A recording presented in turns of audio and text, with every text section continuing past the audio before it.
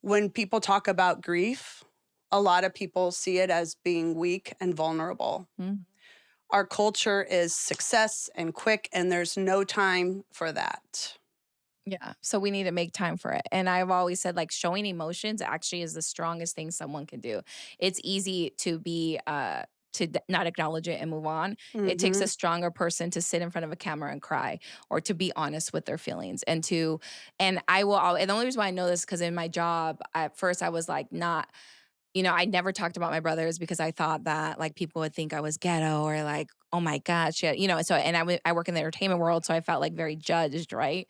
The second I talked about it on the radio, I've never had so many messages back then it was emails, so many emails from people saying, thank you for sharing. I lost someone, or not even if they lost someone, they could just relate. And that's when I realized, like, shit, like, the more I'm open with this, and I've told this story so many times on different platforms and different speeches and all these things, the more I'm open with this, the more it actually connects me with people. So I do try to talk about it. But within my own family, I will say we have a lot of work to do. And then that's more for me out of respect for their feelings. But we've tried, like, me and my boyfriend, like, we had, like, it would have been my brother's 40th birthday. So we had, like, a birthday cake for him, and it's like, why didn't we do this before? Like, have a shot for him, and it's just like, why did we, like, just push it out of the way almost, and even though it was weird because I talk about it publicly, but then we still weren't, like, celebrating them. Like, why are we not celebrating the people we love? Because it's tough. And some days, Yeah. I don't want to talk about it. You know what I mean? But some days, if you're feeling better, like, why not celebrate? Why not? Me and you are big into Dia de los Muertos, and we're gonna have me and Amy and another friend, Daphne, who's here today too.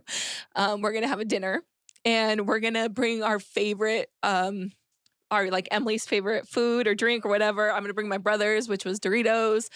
I'm sure he ate something else with it. And then we're just going to all feast. And Daphne's going to bring something from her mom. And we're just all going to feast and celebrate our loved ones as if they're there, because we do feel like they're there. And I think one step is to somehow normalize grief, but honoring them, remembering them, celebrating them is a way to do it. Not just on Day of the Dead. Yeah. But I love that it has infiltrated our culture At least to begin that. At least it's the first step. Thank you, huge. Coco. Thank you, Coco, right? Agreed. Because Coco made it like, okay, now we can have these fiestas. If you don't know, if you're not Latino, Dia de los Muertos is celebrated on November 1st and 2nd.